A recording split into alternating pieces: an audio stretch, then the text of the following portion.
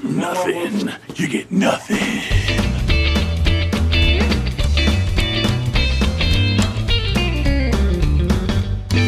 Hey, all you comic book readers and true believers, it's Tuesday, and I'm your ever-loving, blue-eyed comic book guy, Mitch.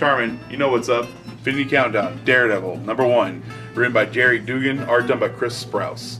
For those of you following the Infinity Countdown story, this is a kind of a story that revolves around how Turk, the guy who has the Mind Stone, how he was able to get in possession of it, and also the shenanigans he's kind of got going on with it as well. This isn't a direct tie-in. This is not necessary for the main story, but it is a nice little extra layer to the whole thing about what's going on with Infinity Countdown, which, like I said before, leads us into Infinity Wars later on this summer. So you definitely want to pick this up if you guys are interested in what's all going on that, guys. Check it out. Bubba Hotep and the Cosmic Bloodsuckers, #1, written by Joshua Jabkuba and drawn by Tad Galusha. Yes, I'm using a cheat sheet because these are very hard to say names.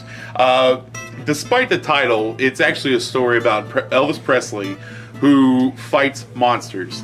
And he's been fighting monsters for quite some time. Now, his early career was legit, but once the government kind of saw the influence of who he was, kind of reined him in and became a monster fighter. This doesn't really have much other than just kind of setting up this whole world. Looks like it's set in the 70s. Nixon's still president. Yeah, he also kind of has like a little gang of not really superhero people, but kind of superhero people. I don't want to give too much away because anything with Elvis Presley as a monster hunter fighting giant cosmic bloodsuckers, I don't know, it just sounds pretty cool. So #1 in a new series. I think it's going to be 4-part miniseries, so definitely don't want to miss this #1, guys. Check it out. New Challengers, #1, written by Scott Snyder, Aaron Gillespie, art done by Andy Kubert. This is also tying into the New Age of Heroes story. For all of those that are not aware, after Dark Knight's Metal spawned a whole bunch of these new superheroes. Silencer, Damage, Sideways. Well, the New Challengers is spinning out of this one as well. Come to find out, the New Challengers has actually been a secret society, almost kind of, that has been recruiting people who die and putting them on certain missions to achieve, well, we're not entirely sure just yet. This is a #1, kind of an introduction to all the characters and whatnot, but honestly, anything with Scott Snyder on it, I always kind of want to pick that up and check it out and see if it's going to be any good. So, definitely, guys, pick this one up. Check it out. Flavor, #1, written by Joe Keating, art done by Wook Jin Clark. And this is a new series out of Image. As far as I know, it's an ongoing. Zhu, who's the main character, she is trying to keep her family's restaurant open.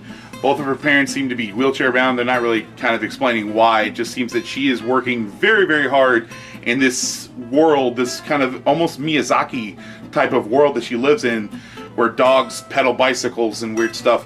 But it's a fun book. Kind of got me by surprise because I don't really like anything with like cooking and whatnot. But in this world, the chefs are like celebrities.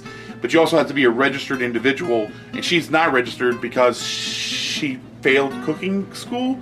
Not entirely sure on all the details just yet. But from what the world building of first issue was, looks pretty cool, guys. Check it out.